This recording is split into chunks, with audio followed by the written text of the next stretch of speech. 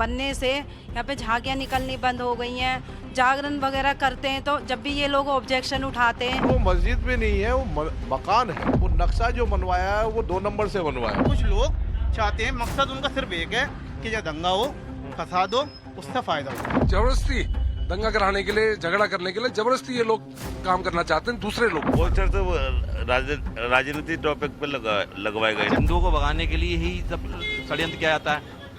षड्यंत्र की मस्जिदें बनाओ और हिंदू भागेगा। राजधानी दिल्ली के ब्रह्मपुरी में हिंदुओं के घरों पर मकान बिकाऊ है के पोस्टर लगे तो बवाल मच गया। सोमवार को मामले ने इतना तूल पकड़ा कि पुलिस को बैरिकेड लगाकर गली की नाकेबंदी कर सुरक्षा बल तक तैनात करने पड़े और फिर पूरे देश की निगाहें इसी बात पर जम गई कि आखिर दिल्ली के ब्रह्मपुरी में ऐसी नौबत क्यों आ गई। मामले की पड़ताल के लिए जब टाइम्स नाउ नव भारत के flagship show reporter versus reporter की टीम ग्राउंड जीरो पर पहुंची तो सामने आया कि ब्रह्मपुरी के गली नंबर 13 में अल-मतीन मस्जिद का विस्तार किया जा रहा है और गली नंबर 12 में मस्जिद का दूसरा गेट बनाया जा रहा था। मस्जिद का यह गेट जहां खुलता वहां से चंद कदम की दूरी पर ही शिव मंदिर है। मस्जिद के दूसरे गेट का हिंदू परिवारों ने विरोध किया, लेकिन जब उनकी सुनवाई नहीं हुई तो विरोध में मकान बिकाऊ है का पोस्टर लगा दिया। इस वक्त मैं ब्रह्मपुरी में हूं और मकानों के बाहर ठीक इस तरीके के पोस्टर लगाए गए हैं जिन पर यह लिखा हुआ है कि यह मकान बिकाऊ है। ये L52 है, स्ट्रीट नंबर 12 है, जहां पर इसी तरीके से लगभग 20-25 मकानों के बाहर इस तरीके के पोस्टर लगाए गए हैं। ये K19 है और स्ट्रीट नंबर 12 है। यहाँ भी देखिए इस तरीके से ये पोस्टर लगा हुआ है कि यह मकान बिकाऊ है। अब जरा सोचिए, राष्ट्रीय राजधानी दिल्ली में बहुसंख्यक जो समुदाय है, खास तौर पर हिंदू वर्ग के लोग जो पिछले 70-80 सालों से यहाँ पर रहते हैं और उनके सामने ऐसी कौन सी परिस्थिति आन बढ़ी कि जो वो अपना मकान बेचकर यहाँ से जाना चाहते हैं। माता जी, ये पोस्टर क्यों लगे हुए हैं, क्यों घर बेचना चाहते हो आप लोग? ये इसलिए बेच रहे हैं कि यहाँ पे 13 नंबर में मस्जिद थी जी। मस्जिद नहीं थी, वो घर था पहले, मस्जिद नहीं है जी। कोई मस्जिद का नाम इन्होंने ऐसे ही घर में नमाज पढ़ने लगे और मस्जिद बना का किया मस्जिद है।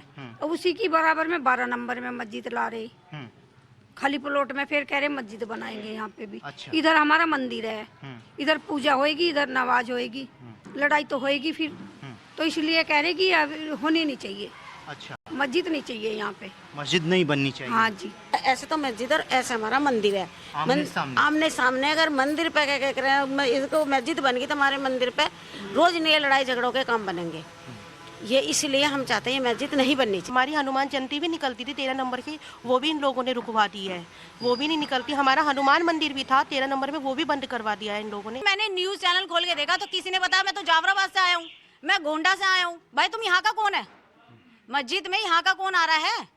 भाई हम मंदिर में, हम गली नंबर 12 के तो लोग मंदिरों में जाएंगे, गली नंबर 13 के जाएंगे, गली नंबर 14 के जाएंगे। हम तो नहीं आ रहा कोई वो घोंटा से कोई मंदिर में यहाँ पर घंटी बजाने। तो तुम वहाँ मस्जिद में, जो यहाँ मस्जिद 13 नंबर की, वहाँ मस्जिद नहीं है। जगह जगह जाओ, मस्जिद कहाँ नहीं है? 16 में मस्जिद है, 15 में मस्जिद है, कहाँ मस्जिद नहीं है? सब जगह मस्जिद है।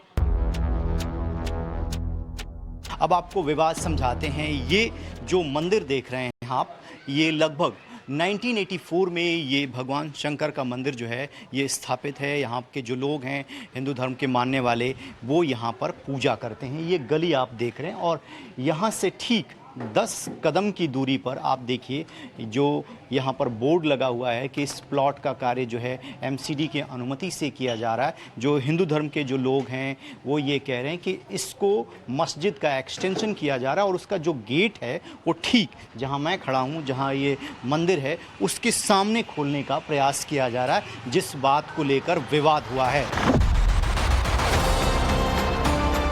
शिव मंदिर की तरफ खुलने वाले अल-मतीन मस्जिद के इसी गेट को लेकर विवाद चल ही रहा था। इसी बीच स्थानीय लोगों और पार्षद ने एक बड़ा दावा कर दिया। दावा ये कि गली नंबर 12 में मस्जिद के लिए इन 2 प्लॉटों की खरीद का तरीका संदिग्ध है।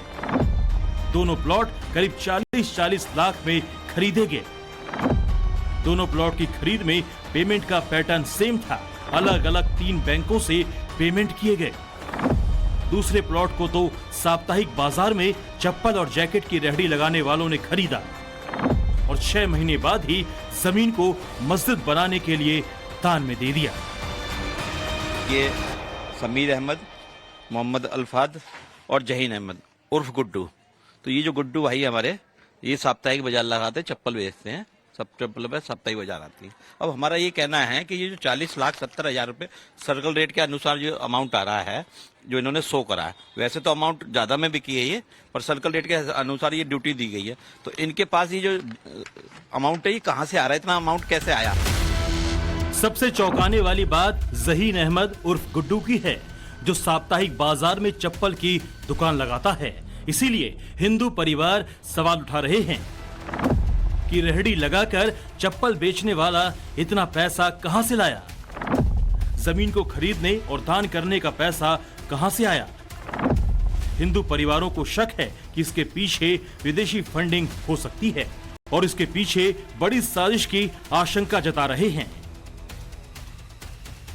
एक जूते चप्पल बेचने वाला रेडी पे या बाजार में वो जैकेट लगाने वाला 2 आदमी है, दोनों आदमी वो मजदूर है टाइप की, और वो 2.5 करोड़ 2 करोड़ की जमीन को मतलब ही दान में दे दे, उस प्लॉट को, मकान को, जो मस्जिद का रूप ले रखा है।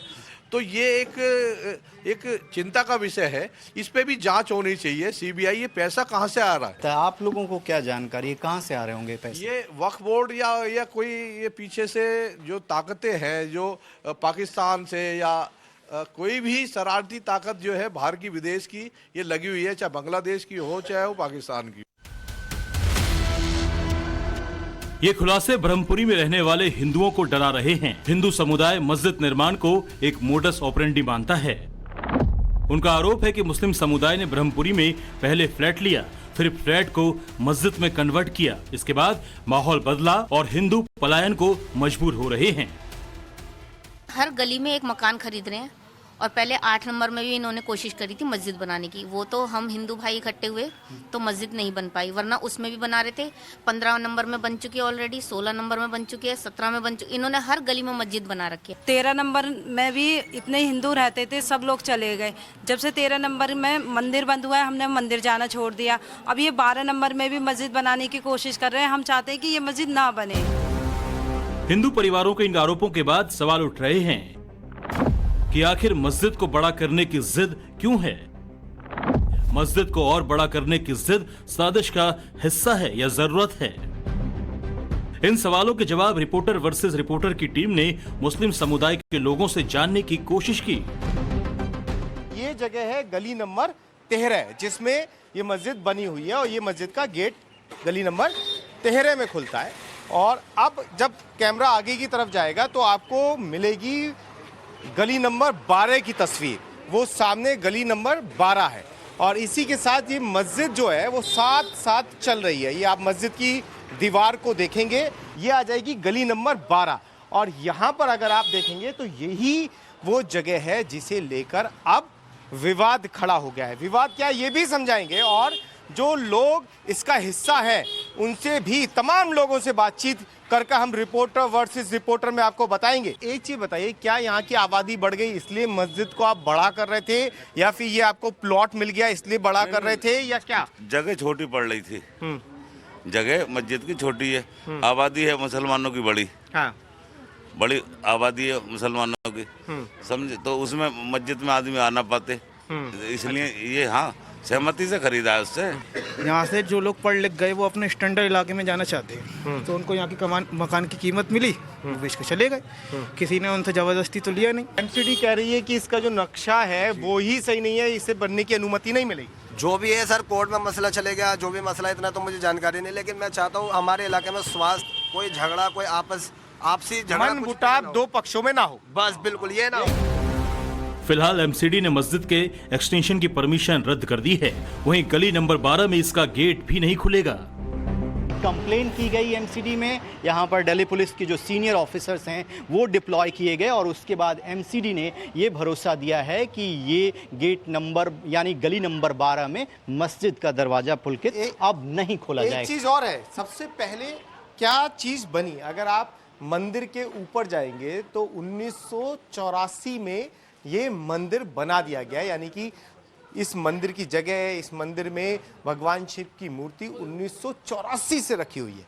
और सामने अगर आप देखेंगे तो जो पीछे आपको वॉल दिखाई दे रही है वो मस्जिद की दीवार है। वो पहले से मस्जिद करीब करीब 9-10 साल पहले बना दी गई थी और उसमें नमाज पढ़ी जाती है और तमाम जो आसपास के इलाके के मुस्लिम लोग हैं वो यहाँ आकर नमाज पढ़ते हैं। और इसके अलावा ये जो जगह है, जो नया प्लॉट आप देख रहे हैं, ये वो जगह है जहाँ पर मस्जिद को बड़ा कर उसका गेट निकालने की कोशिश थी, जिसे अब रोक दिया गया। ब्रह्मपुरी में फिलहाल शांति है, लेकिन मस्जिद के एक्सटेंशन के कथित पैटर्न और एक्सटेंशन वाले प्लॉट की कथित संदिग्ध खरीद वाले खुलासे के बाद यहां लोगों के मन में आशंका बनी हुई है। आशंका इलाके में डेमोग्राफिक बदलाव की, धार्मिक त्योहारों पर टकराव के डर की, डर इस बात का भी कि 2020 के दंगों के जख्म फिर से हरे ना हो जाए, क्योंकि 2020 के दिल्ली दंगों की आग यहां भी फैली थी और गोली लगने से 3 हिंदू युवक घायल हुए थे। इसीलिए लोग कह रहे हैं कि आखिर ये शांति कब तक टिकाऊ रहेगी। जिम्मेदारी आखिर किसकी कि इस तरीके के पोस्टर देश की राजधानी दिल्ली में ना लगे या फिर किसी भी जगह पे पूरे देश में ना लगे। रवि, उम्मीद करते हैं कि इस तरीके के पोस्टर भविष्य में देखने को नहीं मिलेंगे। अगर किसी भी समुदाय पर किसी भी प्रकार का दबाव बनाया जाता है, जो तमाम एजेंसियां हैं उनको काम करना चाहिए और ख़ास तौर पर बहुसंख्यक समुदाय यानी हिंदू समुदाय दबाव में अपना मकान न बेचे। इसके लिए जितने भी नियम कानून हैं उनका प्रयोग करके उनके अधिकारों की रक्षा होनी चाहिए। आज के लिए बस इतना ही। रिपोर्टर वर्सेस रिपोर्टर में कल आपको लेकर चलेंगे, एक नए मुद्दे के साथ जुड़ेंगे।